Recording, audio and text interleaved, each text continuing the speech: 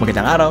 Ito na nga yung part 2 sa 3-part series ng ating paggala sa Manila. Kaya paano? Tara na kaagad! So, dito tayo ngayon sa Manila Cathedral. Pagtapos natin dun sa may Chinatown.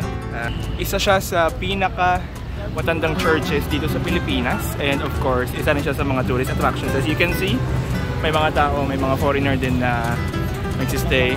I'd say kung mapapadaan kayo ng Manila from Chinatown, bumisita na rin kayo dito sa Manila Cathedral. It's a must-see place. So makikita nyo ngayon sa likod ko is yung mga Guardia Civil.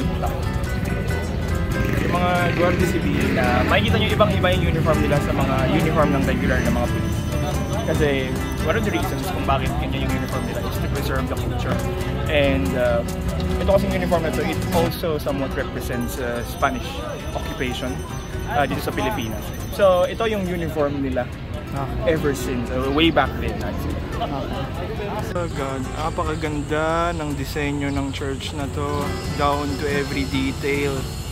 Siguro nga hindi sapat na maipakita ng video na to kung gaano kaganda itong Manila Cathedral mula sa labas hanggang dito sa loob. Napakaswerte nga lang rin namin nung araw na to dahil mayroong event sa loob ng Manila Cathedral at talagang binuksan nila yung mga ilaw kaya kitang-kita mo yung ganda ng loob at talagang ma-appreciate mo yung Romanesque architecture nitong cathedral. Sa may bahaging kanan nga pala nitong simbahan mayroong isang maliit na kwarto kung saan makikita nyo yung architectural revolution nitong church. Meron din ditong archaic o mga makalumang machineries tsaka yung mga archaic na paintings.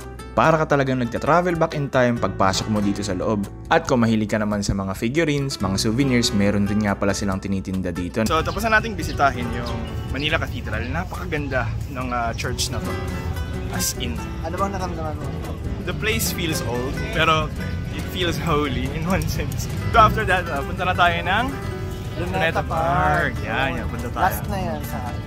Kung gusto nyo nga pala magpalamig, meron nga palang establishment sa tapat ng Manila Cathedral kagaya ng Figaro at Chowking. So paano? Hanggang dito na lang muna.